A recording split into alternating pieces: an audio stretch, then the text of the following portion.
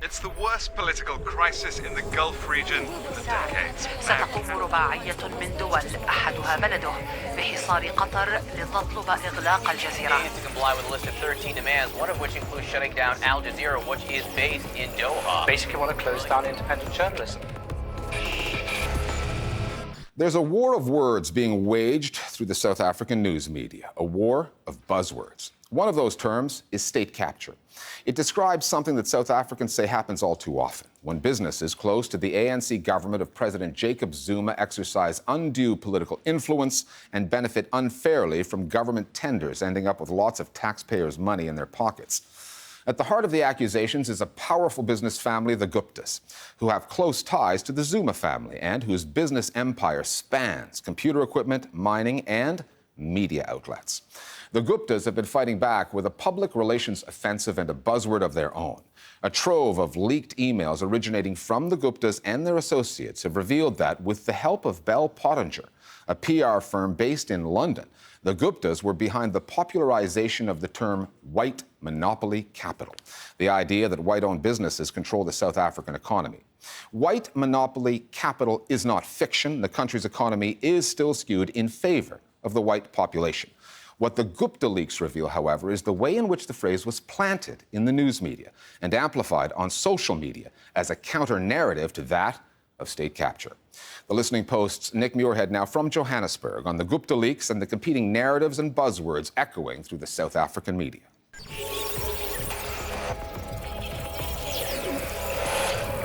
For a debate on the lack of transformation in the financial Day, and we're talking about, well, capital, monopoly capital, and the phrase white monopoly capital that's dominated the headlines in South Africa for months now. White monopoly capital is a loaded term in South Africa. It's used to describe how 23 years after the fall of apartheid, white South Africans still control much of the economy.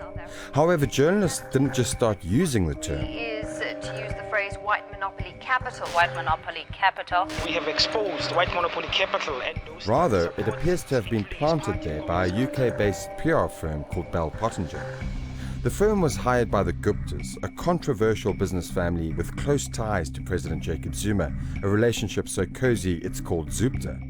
Critics say that the Guptas got rich by using their relationship with Zuma to siphon off vast amounts of taxpayers' money, bend the rules, bully the competition, and pick ministers for key cabinet positions.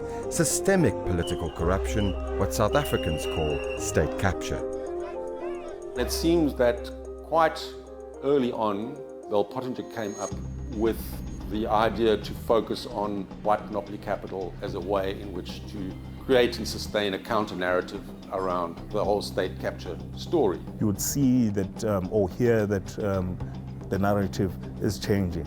There would be questions about, but hey, why are you only looking at just one narrative of state capture? How about we look at other players that are dominating the economy of our country? So it was through very strategic media forms. It would be social media, it would be radio, it would be television. South Africa's economy is very unfairly held, and I think most commentators will agree that while we secured political freedom, economic freedom hasn't followed. So when the term white monopoly capital popped back into our discourse in the course of 2016, it caught on very quickly. Bell Pottinger's involvement in this story was confirmed by what's being called the Gupta leaks, a trove of some 200,000 emails originating from the Gupta family and employees of one of their companies, Oak Bay Investments, was leaked to the press. The leak shows correspondence between Bell Pottinger and the Gupta's close business partner, Duduzane Zuma, the president's son, hatching a media campaign to stop South Africans talking about state capture and start talking about the state of the economy.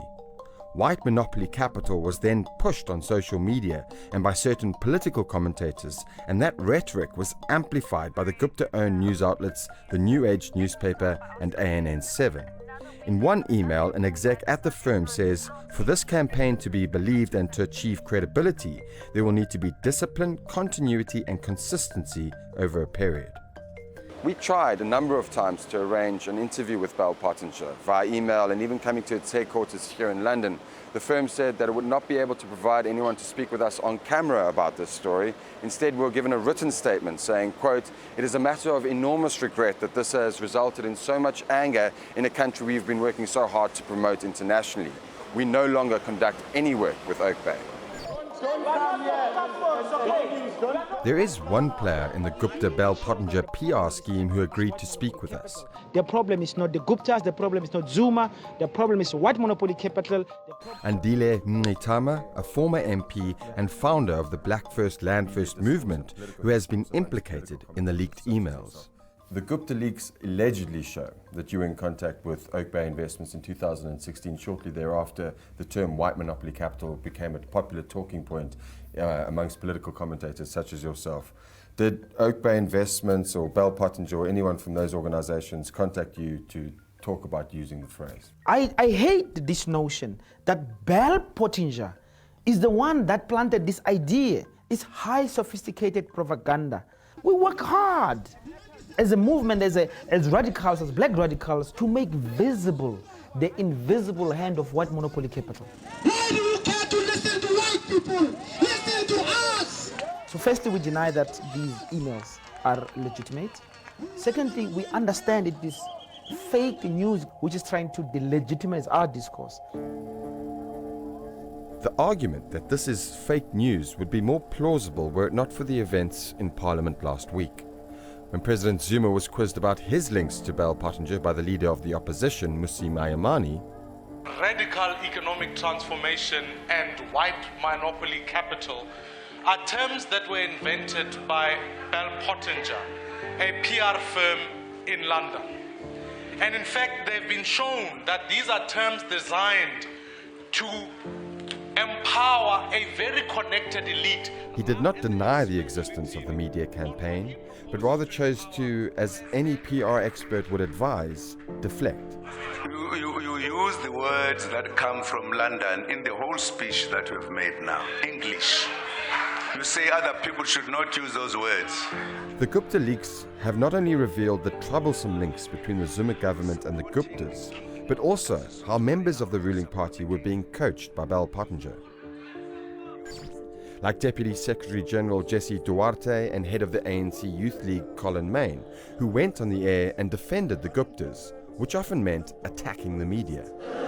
White monopoly capital also decides what gets printed in media. I remember watching an interview with Jesse Duarte, for instance, and it was before Bell Pottinger's role had become public. I remember thinking, this is a very polished performance. It's all about innuendo. If you're simply going to rely on innuendo, this nuanced, this innuendo. And, you know, I do think that the way in which the interests of these two parties, the ANC or a particular faction within the ANC, and the Gupta family have been intertwined and have been kind of treated as one. The real elephant in the room, honestly speaking, is not the family.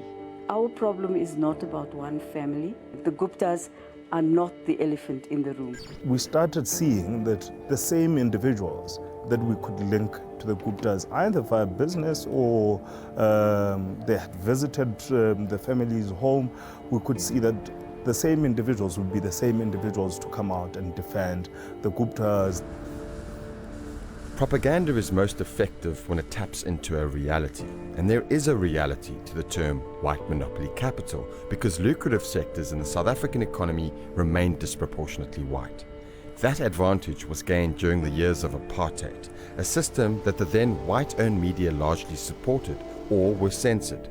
Since then, the media landscape in South Africa has transformed to varying degrees of success.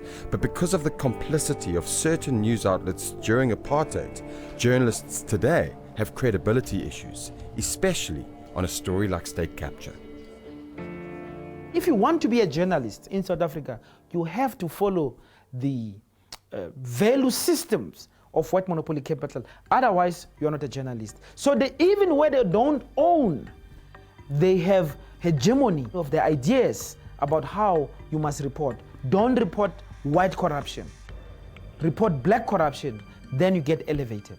Do you think that now we don't cover business, understanding that backward telescope, understanding that state capture has always been the way of how businesses operated with the body politic?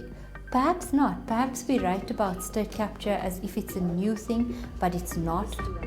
For me, the most Machiavellian thing they've done was to bring in Bell Pottinger and try to take a project for good, which is economic empowerment and inclusion, and turn it so viciously to their own ends.